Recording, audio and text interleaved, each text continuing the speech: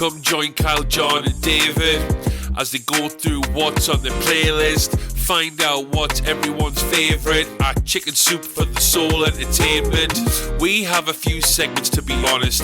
In and out points, no celebs and the gossip. Back in time where we're talking about the big M's, coming attractions, what the cue. Quick checks, who'll be laughing? You abundantly. Welcome to Dual Redundancy.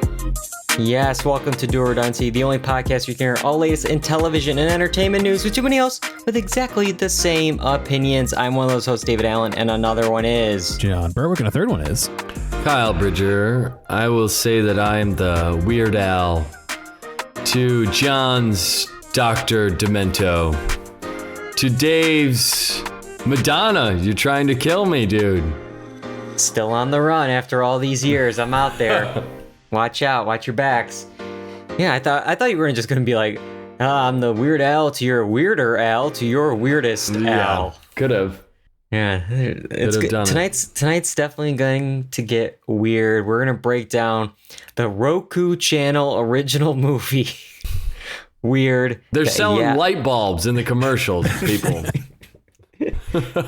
Oh my god, yeah. And lots of commercials. No commercials on Dual Redundancy yet, so you don't worry about that. We'll go right to this first segment, which is in and out points.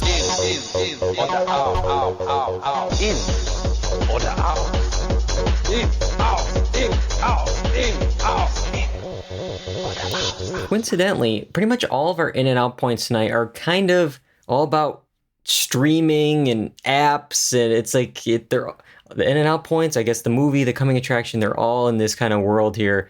Let's start off with this Variety cover story. This week, they had one on filmmakers Joe and Anthony Russo.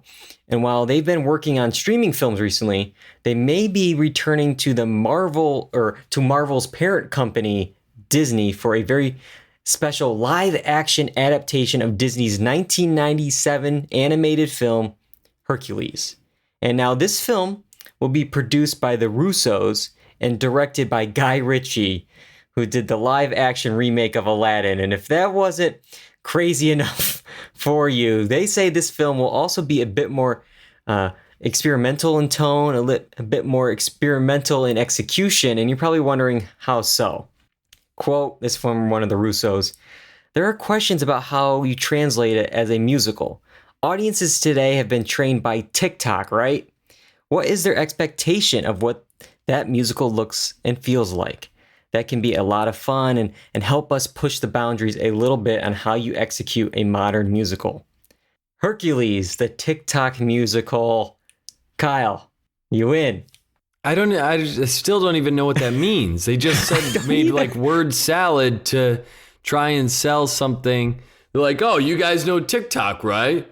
Well, hey, Hercules maybe. And it's like, what does that even mean? That doesn't even make any sense. Like, I don't know what that means, honestly. That is literally what they said. They're like, audience today have been trained by TikTok, right? You're asking us. You're the one pitching the movie. Yeah, yeah. So I don't know what they're going for here, but maybe they're letting the TikTokers cast the movie. I don't know. That could be dangerous. Yeah.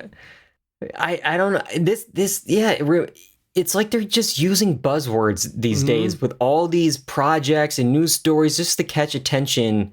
Like, this is going to be an NFT marketing universe, metaverse thing. Well, stop. Just make a movie. Yeah. What's wrong with movies? They've been around for a bit. They're pretty good. I like a few.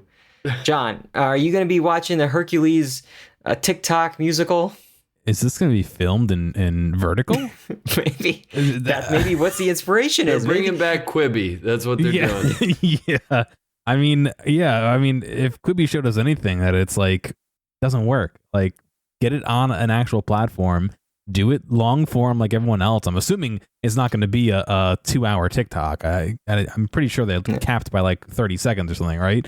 So I don't know. It sounds like you're taking. I think it's still going to be a theatrical movie, but like it's going to be just inspired by TikTok.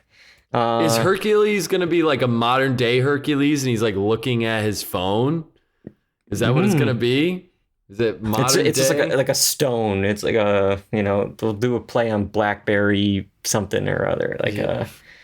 But yeah, so we got a comment in the chat, a movie with only 30-second clips and you have to scroll through to see the next scene. It's like, yeah, are you like maybe bored? And then you could be like, do your hand motion in the theater. Next. Yeah.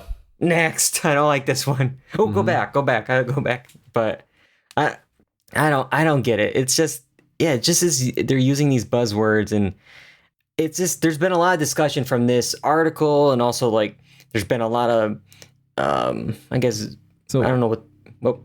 it's inspired by TikTok, but not actually platformed on TikTok. No, that's the thing. That's what I was It's a Guy saying. It Ritchie doesn't film mean in theaters. anything. Oh, it was an actual film. Oh, Yeah. Then what? Yeah. Then Yeah. what's the relation to TikTok? That's what I was saying. Is it's a bunch of word salad to make it sound they're using good. I thought they were gonna TikTok platform as it on an TikTok. inspiration, Oh my god. because that's what kids like, right? Question mark, question mark, question mark. But yeah, so there's been a lot of discussion from this statement, and also just like their past comments from the Russo brothers, because it's been like this whole thing about the theatrical experience and if it's here to stay or not. They hyped it up obviously for all their Marvel films and for Endgame. Oh, theatrical, has to be in the theater. But then their next two films, Cherry was for Apple TV Plus, The Gray Man for Netflix, and now they're like, even in this article, yeah, theatrical experience a little bit antiquated, getting irrelevant. It's not really there. But then, like, isn't this going to be probably in theaters? Are you now going to? Oh yeah, no, theaters are now back. They weren't for that 2020 to 2024 time frame, but now in 2025 they're back, and you got to see Hercules on the big screen. Maybe I'm just a little jaded. I don't know if this is going to be a hot take. I want the good and bad and watchable to sit down. I'm worried what they're going to think about this. But are the Russo brothers even all that good outside of Marvel? Uh-oh. Because let's look at okay, I'll say here, I am not a filmmaker, but I wonder if you handed the keys to like Endgame to any other director, I think it still would have made $3.6 billion or whatever it was. Too Like, big to fail. That movie was gonna make money. And then like you look at like their next projects after, like who's talking about Cherry? 37% on Rotten Tomatoes.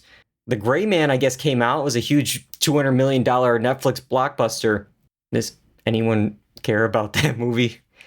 Another 46% on Rotten Tomatoes. What's the Gray Man, the one with Chris Evans? Or is that a different one? That answers my question right there. Yeah. Let's see. Yeah, the Gray Man is it's Ryan Gosling is at least the main role here. and Chris Evans is the other guy. All right, yeah. I did see that. Yes, I did see it. It was more like just your typical Netflix like shooter. So I guess that answers my question. Good and bad and watchable. You know where I am. You can at me on this one. Everyone else, forget about it. But yeah. I'm just more worried that while they're saying inspired by TikTok and more experimental, they're going to make this like a modern day Hercules. We're going to see Hercules in the modern day somehow. And I don't know. Is he trying to create TikToks? He's gonna be making stupid faces and dancing the whole movie. Yeah, Zeus talker. They'll be like some kind of, I don't know my Greek gods. I'm sure they'll have a pun with one of them. He has to find his way, because all he is addicted to TikTok, and he has to realize he is the hero he was always meant to be. Yeah, it's not about being an influence, being so strong, and about the physical appearance and looking good as a model here, as this big, strong Hercules. It's about what's on the inside that counts. It's about how many subscribers you have. Yeah. Well, maybe, there's films that are, I guess, being inspired by TikTok, but can you base a film on OnlyFans? That's my transition to a story about comedian Whitney Cummings. She's joining OnlyFans under a pact with the company. She's going to be producing a new original show, the Unfiltered Original Roast Series. It's going to be exclusive. It's going to be exclusively available on OFTV, which I guess is OnlyFans' free streaming platform and app. and so I guess they're getting into the original programming here. And Whitney Cummings herself will be the first roastee of this uncensored series. Yeah. So she'll have this OnlyFans page. You won't be getting, you know, the expected photos that a lot of OnlyFans accounts have, but instead you're going to be getting this series and uninhibited comedy bits and current events and whatever else is on her mind. This material might be warped out of context on other platforms. So the subscription is going to be $10 a month for Whitney Cummings unfiltered comedy. So, but hang on, I just have to go to the headline. Is this the headline from Variety? That is, that is hilarious. That's real. You know what's funny is it's an exclusive. Yeah. What's funny is that like OnlyFans was meant to be like the subscription service, not just for nude photos. And now you have to like almost say that you're not, you know, not going to be sharing. No, it's not that. It's not that. No. Yeah. So, how is this any different than like just a comedian doing like Patreon? That's exactly what I was thinking. Yeah. Why can't this live on Patreon? I guess because they want to have. I guess because OnlyFans wants to fund it. I guess is the difference. And is like that it? It's just that's where the jokes. money's coming from. I don't know. Yeah. So a quote here from Whitney says, "quote I want to experiment with jokes. I love the idea of writing and performing in scenarios." She's a comedian and she likes to experiment with jokes. What? It's pretty revolutionary. Wow. But yeah, and she said, and talk about what is happening right now on Twitter. People will take it out of context. And I got to ask here, right here. Okay. What is the? Oh, they're going to take this stuff out of context on Twitter. We can't. Are they going to take it out of context on OnlyFans? I know. And also, maybe if they're going to take it out of context, maybe you shouldn't be tweeting it or OnlyFanning it or doing anything with it. Maybe it shouldn't be out there if people are going to say, "Oh no." But no, you can do whatever you want. You can do whatever you want on OnlyFans, but on Twitter, no. Maybe it's I don't know. I thought when you were first describing it, it sounded like Tosh.0 or that Rob Dyrdek show, but for like dirty jokes. Like now I can make crude and rude jokes that they wouldn't be able to on like Comedy Central or. But I don't know. That's what it sounded like to me. But she's going to be the first roastee. So she's going to be willing to be roasted by other comedians? I guess it's her series. So it's going to be probably like... But again, it's like that's the Comedy Central roast series that they do. But now it's on OnlyFans. So it's like they're getting into like original programming that's not too original. But also, you have to be... And also, like, what, she can be, like, tweeting, quote-unquote, jokes, and that's worth $10 a month? Yeah, just to get her personal jokes? I don't know. But first off, that is way too much. I mean, I don't know. Yeah. I mean, I've only heard some of Whitney Cummings stuff. I'm not a huge fan, but you're asking $10. $10? For jokes? I know. I mean, HBO Max is what? You know? Yeah, it's crazy. Get an ad-free version of OnlyFans for a cheaper price, but ad-free or whatever. Oh my god, who would be advertising on that? I don't know. But yeah, I wonder if this is going to be the start of something here. Are comedians going to follow suit? Especially, with everything going on in Twitter. That's a whole other separate podcast. It's like, oh, maybe they're going to leave Twitter because they don't want to pay somebody $8 a month to tell their jokes. Oh, I can get $10 from people instead. Yeah. Okay, I'll do that. Yeah. I can make money instead of spending money to get an audience.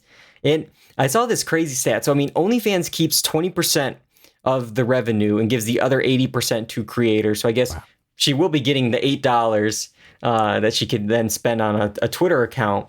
But then I saw in 2021, OnlyFans grossed $4.8 billion in gross revenue.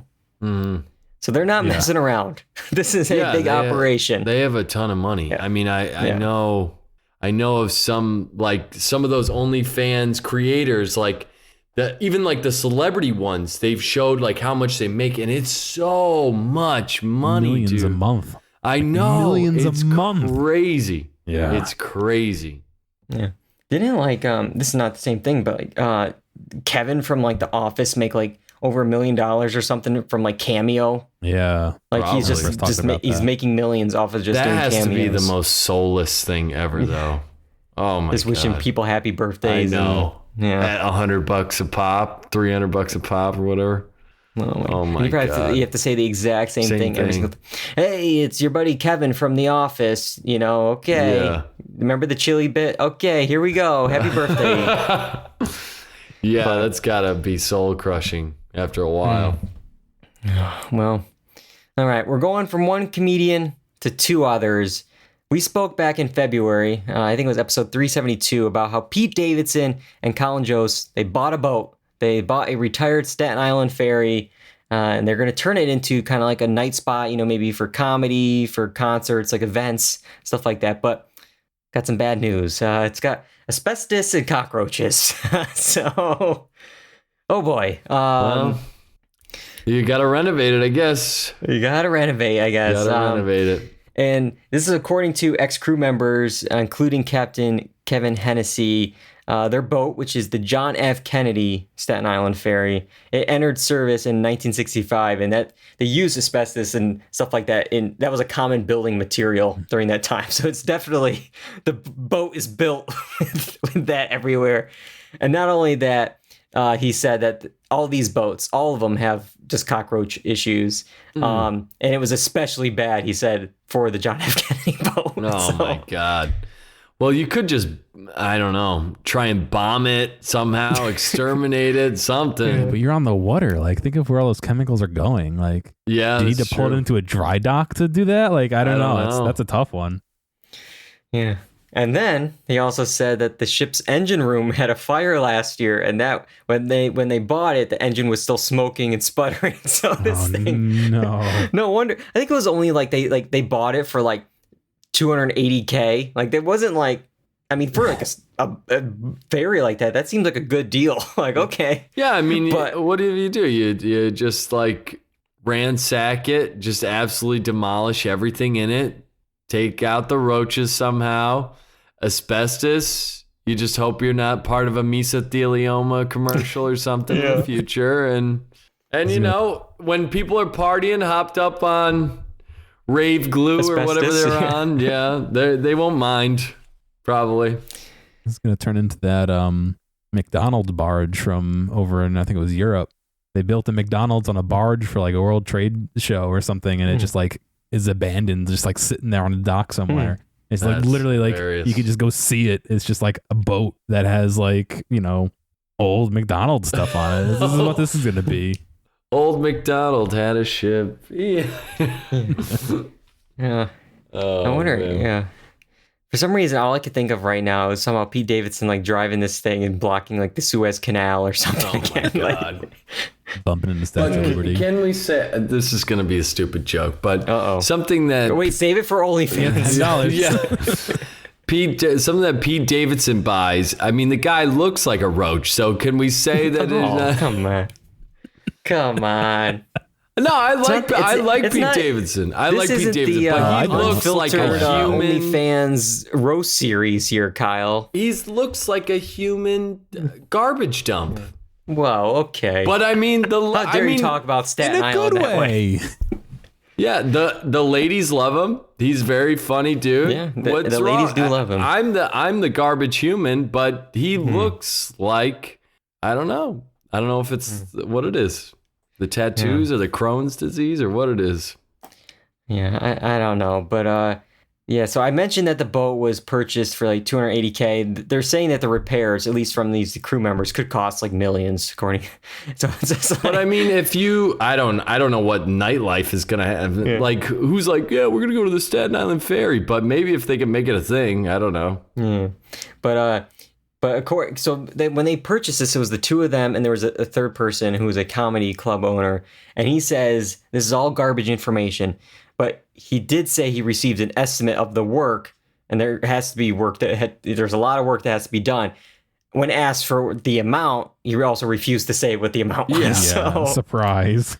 yeah, so he's like, oh, yeah, this is all garbage, but I do got to get a lot of work done. Oh, how much? You don't need to worry about it. But, well, we're going to have to wait and see when we can barge the Staten Island ferry and party with Pete and Colin here. But Yeah, man. Gonna- If they do get it up and rolling, I bet it becomes a huge thing. That's the crazy part about all this. I think it becomes probably huge.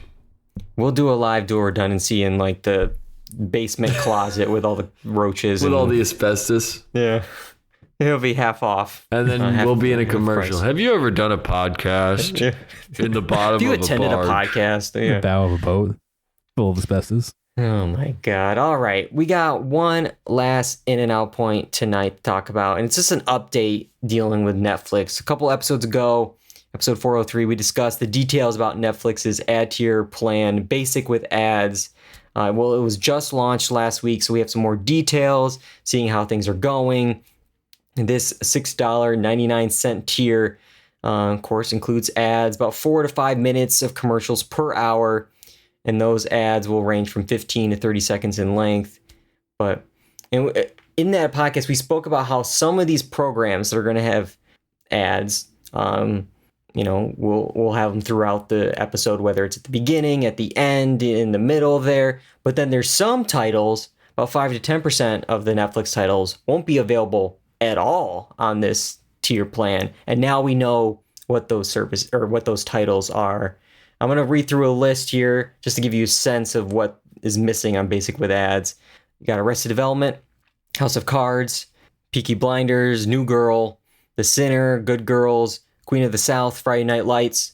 For movies, I'll just read through a few more. Casino Royale, Skyfall, Morbius, Sing 2, Vice, Phantom Thread, The Hateful Eight, Rambo. So it's a mix of all this different stuff here. Drama, comedy, new stuff, old stuff. Any surprises here, Kyle, with you? That it's like, what's missing on the ad plan from Netflix?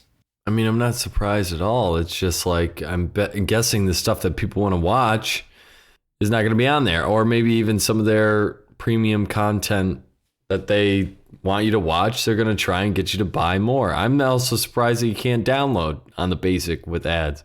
That stinks too. I'm not surprised with that because it's just like. You don't want people skipping the ads. Experience. Yeah. Why are they not just serving more ads for these things? Like, you know what I mean? Yeah. Like, make it worth your dollar. Like, double the ads or whatever. If people want to watch it, they'll watch it. If not, they won't. Well, the issue with these shows, it's very confusing because a lot of these are actually like licensed stuff out. Like, okay, it makes sense. Okay, New Girl, they're not going to have ads because it's not, New Girl doesn't have it. So like Fox is like, no, we let you have this when there was no ads. Now you're going to make money, ad revenue off of our show? No way. But then you think about, okay, House of Cards, Arrested Development, these shows that like were Netflix originals, at least, a couple seasons of Arrested. And I guess it's just because of licensing deals. House of Cards is actually a licensed show. As much as we think of it as a Netflix show, it's a licensed show that it's different from like, I guess, Stranger Things, which they like fully own, like it's fully theirs. Like they probably did this in partnership when it was like an early show. But it's like, it's just wild because it's like, for better or worse, Netflix, when you think of it, you probably think of Stranger Things, but you think of House of Cards. Like that is one of their top shows. And so that's where it's like interesting, where it's not on this plan. And I'm like, okay, maybe it's just old deals. But then I also saw like, a 2022 series. There was a show called Uncoupled with Neil Patrick Harris. That's also not available. And it's like, well, shouldn't that be here? I mean, this was just this summer you launched it. I mean, you didn't think you're going to have ads 2 months later, 3 months later.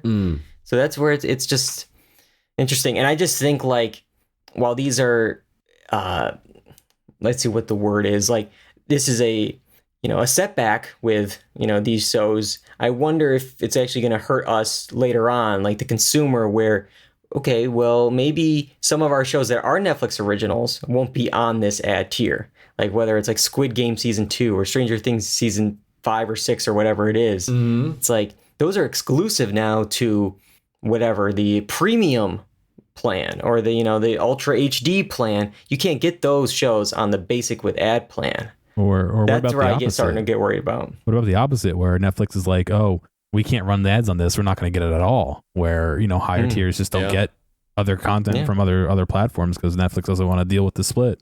And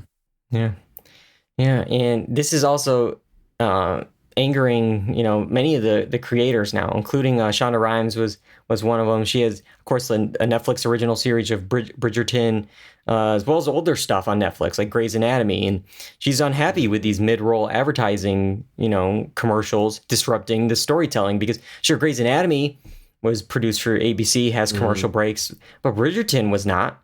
Yeah. Now they're just like random commercials, thrown in the middle. And it's like, in how not are only they chopping that, it up? Yeah. they're not only ruining the creative, but you also have to be like, well, the creators are like, I'm not seeing any of this ad revenue. I'm not seeing any of this money. It's like, and our deals when back 2 years ago when you said there's never going to be ads on Netflix, these aren't in the contracts, probably, at least for a lot of people. So it's just like, if this was a thing, maybe I would have asked for it or, negotiated for it. Yeah. And I saw a thing with some other producers from Intrepid Pictures, like a Mike Flanagan here, who, of course, did Haunting of Hill House and Midnight Mass. And there's a famous episode of Hill House that was designed to be all in one take. Well, now it's interrupted by 3 1-minute long commercial breaks in there. Mm-hmm. And that just completely ruins that whole experience of that episode. Yep. But yeah, so we'll have to wait and see if there's any more issues. It seems, though, it seems to be at least working. I haven't heard of any, crashes or anything like that. So it seems to be working. It's just, people are missing some content and, some creators are getting mad. Yeah, I'll be interested to hear how many subscribers they're getting just on that tier. But who knows if they'll release that information. They don't release anything. Yeah, unless it's good, and then they'll spin it in a way like, oh, yeah, it's like 50% more than our normal Tuesday on, it's like, what? How can I decipher that? But, all right, that is Netflix. We should talk about another streaming channel, because they got a movie coming up. It's going to be a holiday movie, and we're going to talk about it in coming attractions. Here are some exciting coming attractions. All right, Spirited. It's going to drop on November 18th on Apple TV Plus. I believe it might come out in theaters. I think it's like this Friday, like actually in theaters for like a week, and then it'll be on Apple TV Plus. So each Christmas Eve, the ghost of Christmas Present, played by Will Ferrell, selects one dark soul to be reformed by a visit from the 3 spirits. But this season, he picked the wrong Scrooge. Clint Briggs, who's played by Ryan Reynolds, turns the table on the ghostly host until Present finds himself re-examining his own past, present, and future. All right, here, we saw the trailer. That's all we're basing this off of, a 2-minute trailer. Let's get our thoughts here. John, gonna check out Spirited? Probably, because I have a feeling we're going to discuss it at some point. No. All right, then I think no. we're going to be off, thankfully. Oh, good. Yeah, I'm not a big Will Ferrell fan, so unless I hear that it's like doing spectacular, I can miss this one. Yeah, so Kyle, get your tickets now, or are you going to wait for Apple TV Plus? Well, I'm certainly going to wait for Apple TV Plus, if anything. But I think it's an interesting take on like an old story, and they kind of make jokes about that in the trailer. So, I mean, at least it's like aware of what it's doing. I do like Will Ferrell. I think people are going to be excited for him to come back to like a holiday movie. Dude, I like Ryan Reynolds, but he's a one-trick pony, man. He's like, every comedy is the same type of comedy, and every character is the same type of character. It's like, dude, can you do something different? You could dub these lines over a Deadpool thing, in a costume where you can't see his mouth, and it would work. It's just, I'm going to be a little bit of a Scrooge here, and I'm going to be like, yeah, this one ain't for me. I like Will Ferrell too, but Ryan Reynolds is playing Ryan Reynolds. Yeah. That's what he's doing here. And there was so much snark and sarcasm in just those 2 minutes. I don't think I could make it through a 90-minute or 2 hour or whatever this is. I totally get that. Yeah, so that was already like when the trailer started, and it was like the first like 10, 15 seconds, and it was, oh my God, all right. Just exhausting. And then but and then I will. You guys feel that way about Ryan Reynolds and not about Will Ferrell? Well, Will Ferrell, I feel like at least comes up with some different types of characters. At least, because he's got like whether it's Ricky, Ricky Bobby versus Ron Burgundy versus elf. Like they're all at least, sure they're these man-child like kind of character, but like there's at least some differentiation. Some difference. I guess. He could do some physical comedy. He can do some, improv here and there. I just feel like I'm not getting much. Ryan Reynolds is always going to be the cool guy, like with sarcasm and and I will say, I also thought, you have to see if I'm wrong here. I only watched it on a laptop, but the effects kind of looked rough for me. I don't know. I noticed like when they were like gliding on the coat rack through the skyline or whatever it was, I'm like, this looks bad. And then I realized like, it wasn't just that, it was like wide shots of like the street, and it just feels such like a Hollywood set. Like this is set and in the background is a green screen that they made it seem like it was deeper than it was. Yeah. It just seems everything feels like on a set. And well, I just think in general, the graphics with how much content is being made and the visual artists aren't there to. Yeah. There's just too much work being piled onto them, and everything. And now the deadlines are so much sooner. It's like everything just looks like absolute trash. Yeah. It's such a tight turnaround on these things. And I think in the trailer they were trying to like hide it because like no shot was more than like 1 or 2 seconds. It was just like it was just like I couldn't. It was like, slow down, trailer. I can't figure out what's going on. Who's that? Like, it was just moving way too fast. It was like two minutes, but and I don't know. I mean, I'm obviously a past dancer, so I'm up for these big musical dance numbers in Hollywood films, but I couldn't even tell really what was going on in it, at least from the trailer, because it was again moving so fast. And like, are they gonna make just like fun of it? Like, it seemed like halfway through the dance number, it's like, oh, we're dancing, and like you like commenting on it. Like, what kind of thing is this movie? Is it like a parody of those type of musical numbers, or are they doing like a sincere holiday movie with I think song and dance? Yeah, I can't tell. I think eventually it will be like the heart will come into this movie, but. Again, I think it's based on the trailer. Like I think it's more minutes, making fun of this. Yeah. So I'm gonna pass on this one. This is what is a good thing about the coming attraction segment, where we get to say our thoughts by just watching 2 minutes of something instead of spending an hour and a half fully watching it. Well, I'm not really this might be a hot take. I'm not really a holiday movie type of person, anyways. I just don't say that. Our next podcast. Yeah, literally, our next podcast is going to be a holiday movie. But so that's just, yeah. And it's going to be Spirited. No, just kidding. It's not. Don't worry about it. It won't be that. But we do have a movie, not a holiday movie, and we're going to spend the rest of the podcast talking about it, breaking it down. In order to talk about it, send us back. We're back, baby. Gotta get back in time. Weird. The Al Yankovic story. This biographical film about the parody artist Weird Al is fittingly a parody of musical biopics where Daniel Radcliffe stars as Al in a movie very loosely based on Al's life. So we all saw this movie on the Roku channel. We got a lot of thoughts. We'll talk big picture. We'll talk about the characters, the humor, everything about it. But just initially, John, your thoughts on Weird Al. And also tell me if you're a Weird Al fan just in general, because I feel like I remember hearing you were. Yeah, I am a Weird Al fan. I remember listening to several of his discs growing up. But I thought it was okay. I think if I had paid money to see it in the theater, maybe I'd be a little, but for a free thing that they made for everyone to enjoy for free, yeah, it was all right. I mean, I could see what they were heading for. I could see, the jokes coming, but they were still good. I could see where they're parodying other shows, but it was still good. Yeah, it was all right.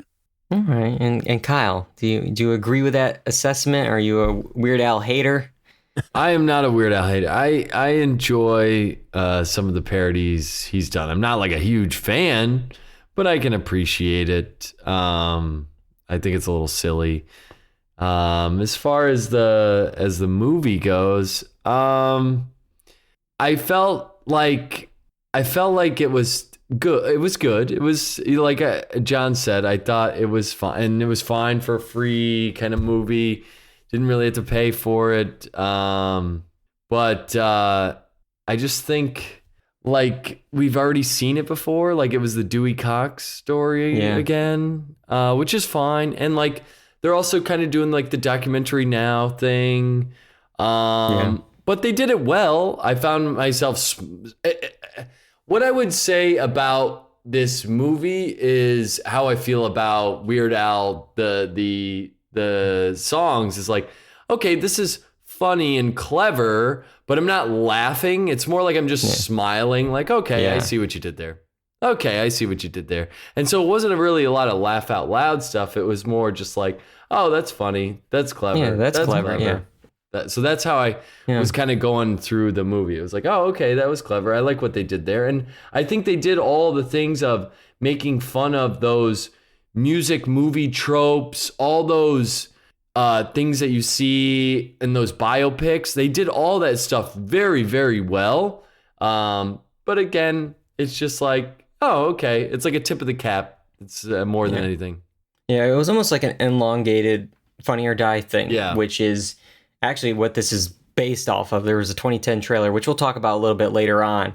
And I watched it after the fact. I'm like, oh, this is the same movie. Like they literally the same main beats from the Roku version is what we saw in 2010. And it almost feels at points like this was 2010, movie. Like as you were saying, we've seen this before in Dewey Cox, which was like what, 2007, 2008. It's like it's because it hits all those beats again, and some of them, they add a little clever twist to it, but overall, it was good. It just wasn't like hilariously like home run comedy film. One thing that this film does, because obviously Dewey Cox, at least I believe, is a completely fake fictional person. Yeah.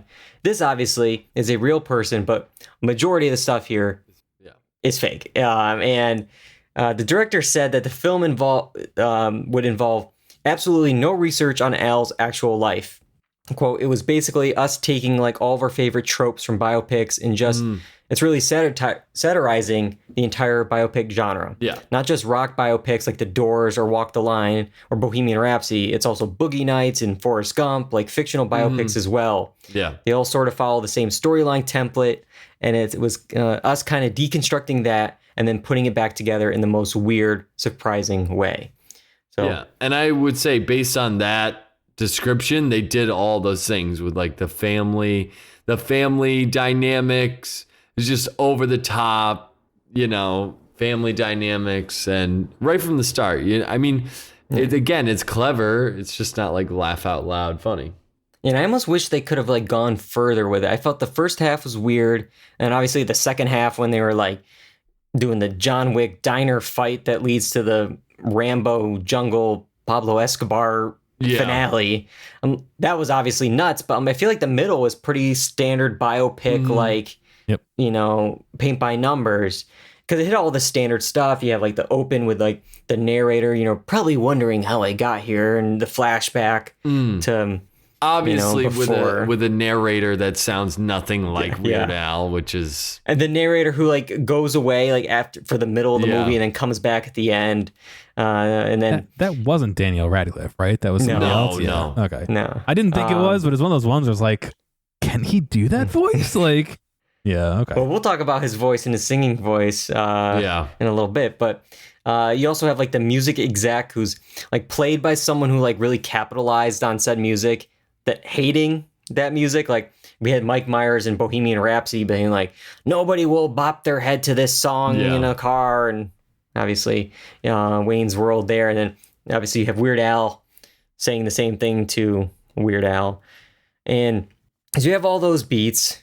But what I liked with this, at least like the songs really like were like shoehorned in to further the story. I mean, it's like, oh, the dad is Amish because I need to get to Amish paradise. Like you have to get to that, or it's like it's very like any other thing, you would roll your eyes to it. And this was like one of the issues I had with like later day Glee when that was on, where it was like the first season or two, it's like, oh, you have a story and then you're using the songs to just kind of further it a little bit. But then by season 2 or 3, they're like, you know what? This is a very popular song right now, and we can make a lot of money on those iTunes downloads. So let's just kind of shoehorn in this very popular song into this and write a story around that. Yeah. And that's when it goes off the rails. But yeah, I will say some of the stuff that like never happened though really, you know, still made me like, you know, their whole relationship with Madonna. Yeah. Completely fake. It's just so absurd and over the top. And like Madonna is the evil arch villain in the whole thing, which is hilarious to me. Yeah, and then like the ending where she like pretty much he's assassinated at an awards show in 1985. Yeah. Clearly not true. Yeah. And then it's like Madonna still at large. And then you even have like the Marvel like end credits tag of like they're at the tombstone and like the zombie hand. I'm back. I'm coming back for the sequel. Yeah.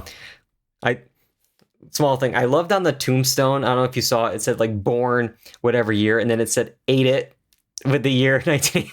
So it's like that. Oh my God. It actually leads to also like a good runner in the movie where that eat it Is was the 100% Yeah. the original, and Yeah. then Michael Jackson parodied him with beat it. Yeah.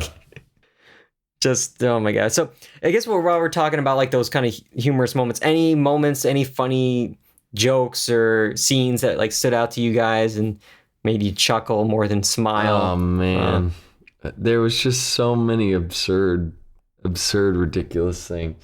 The guy's freaking out and he's like, I'm literally getting chills. And it was for My Bologna. And he's like, I'm literally getting chills. Like, what? I love that because like it was supposed to be because the audience knows where this is going. Yeah. Where there's like, oh, can you go make a sandwich? And he's like, oh, you know, Steve, can I use your bologna? And then it's just like, and then the song's playing My Sharona and it's like skipping 15 times and just over again. And it's taking him that long to like figure out the song. It's like, what is it? The DJ asleep? Like what's going on here? Finally, he figures it out. But also, all those guys just randomly start to know how to play music. They're like, he needs some help, and they all know how to play the exact instrument. Yeah, it's like, why didn't you tell us? I also love like in the beginning where he yells at his dad, like, I'm gonna be the best polka player, and then he's like, well, actually not the best because that's so and so, but I'll be the most famous accordion player in a very specific genre of music. Yeah. And then like later we have the award for the most famous accordion player in a very specific genre of music. It's like, but yeah, that, and I think my last moment I'll bring up is, you know, they're at the pool party. The bass player from Queen, is asking him, you know, there's a little event coming up. Would you like to play with Queen at Live Aid? And there's like this pause, and you just hear him go, hard pass. It's just like, it's just like, just dumb. I do like a lot of the cameos though that they had in it. Oh. Yeah. Yeah, we could talk about some of the cameos.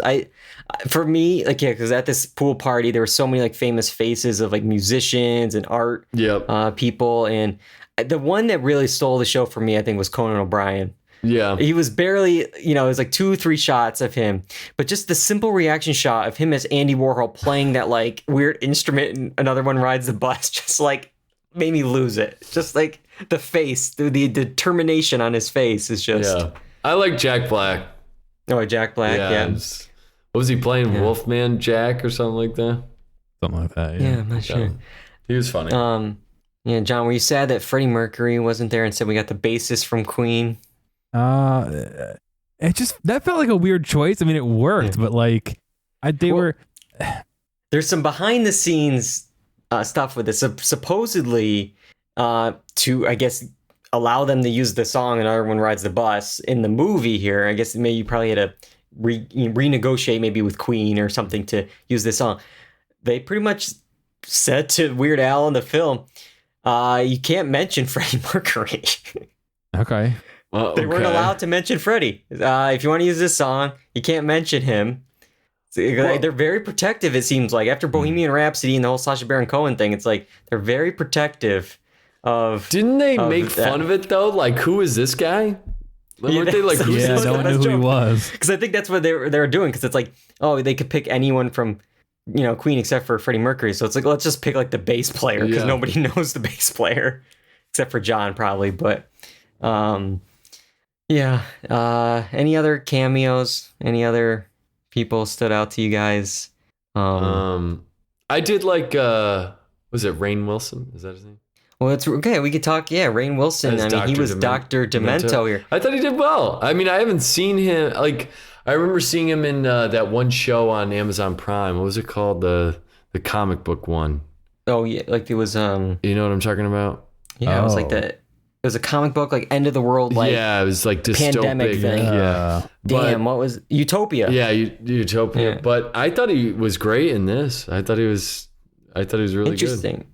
I was like, I there was points where I couldn't like fully connect with him. I mean, it's a very tough character to play. The guy is just this Dr. Demento, just right there. He's wearing Yeah. a top hat at all times. It's like hard to make it a believable character. Of course. I mean, but what's interesting with this though is he was like very like a last minute casting because, as I mentioned, this is based on the 2010 Funny or Die short.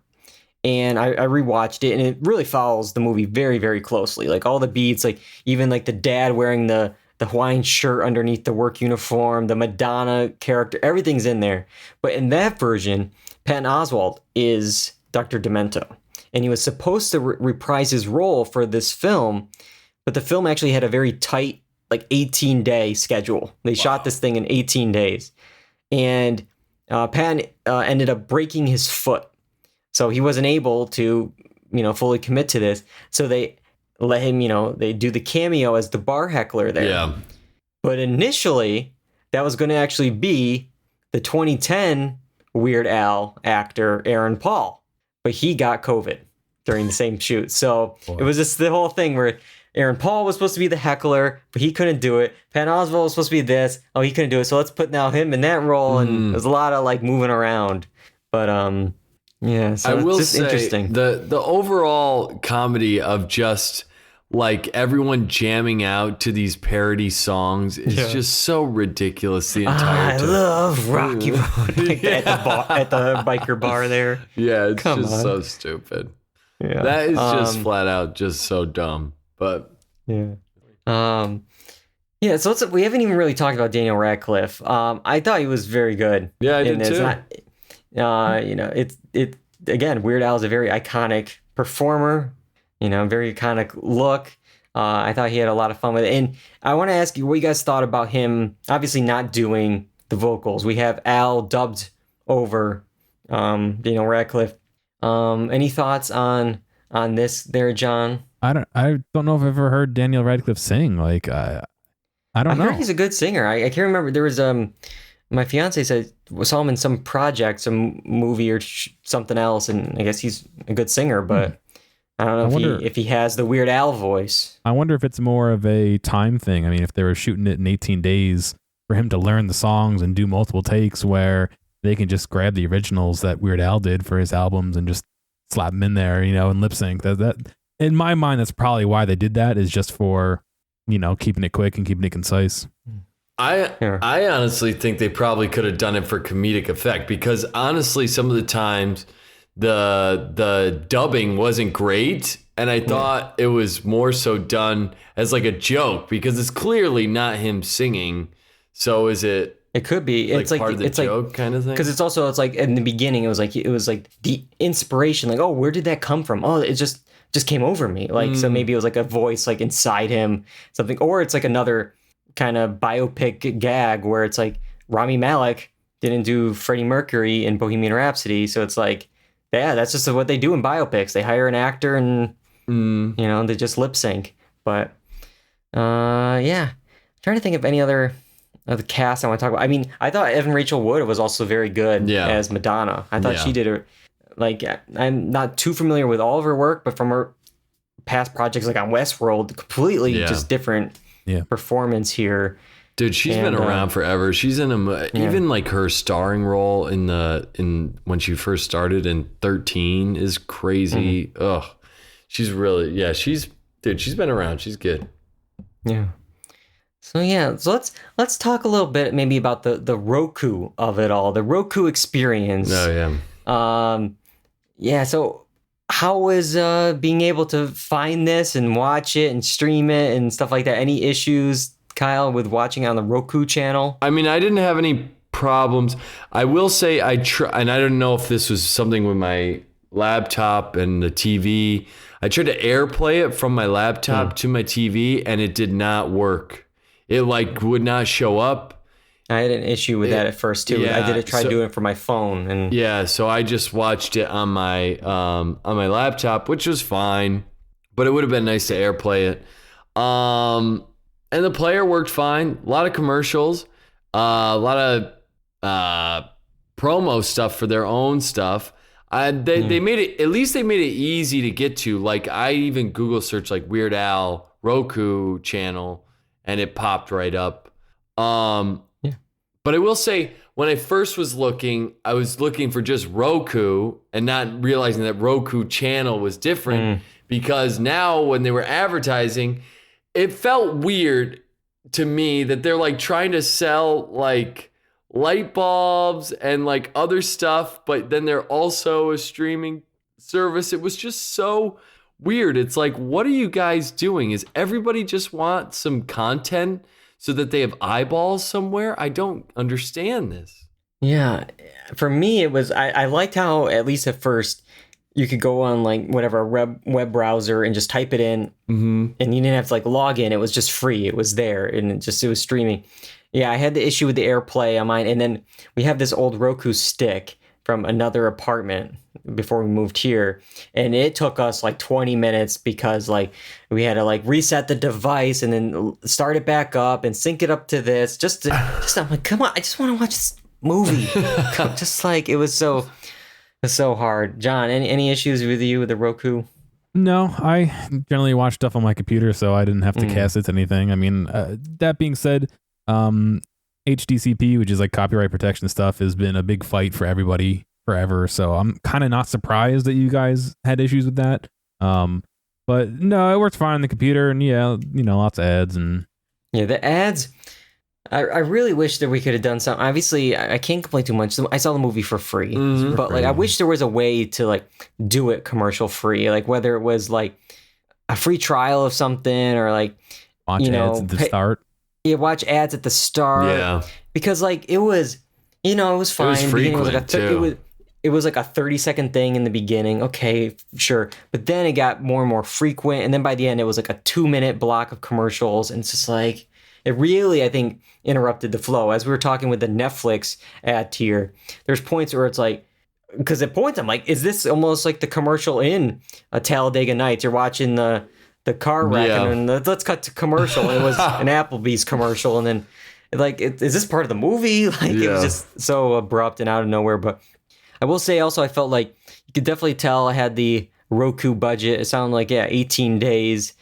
And during that LSD trip there, the visual effects were all over the place.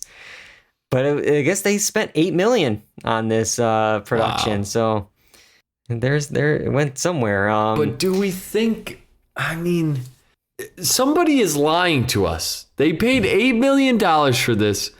Are they going to make that back? I don't know how. That's why they're running so many ads.